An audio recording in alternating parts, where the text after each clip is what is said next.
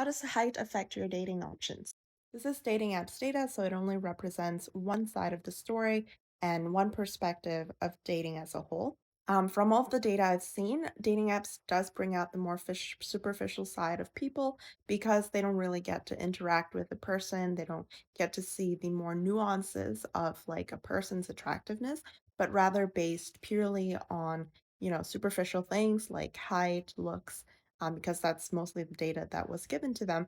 And because they have unlimited options on the dating apps, it feels that it can be much easier to just filter people by superficial standards. But it also has been shown that when it comes to real life meeting up, the happiness and the attractiveness does not really vary much by attractiveness or not. So your personality can comes out a lot more. This graph here shows how much messages a person gets by their height on average.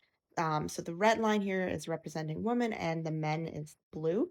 And for women, you can see that 4'8" woman actually gets the highest amount of messages and it dips a little bit, but I think that's just some variance. And it kind of stays plateau with a little bit of a decline up until 5'10", which is the average height of men, where it intersects with the men's curve and have a major dips. So if you're taller than an average male, and every inch you go up, you have decreasing messages. As for men, you have the least amount of messages when you're 5 feet, and it increases at each inch that you go up higher.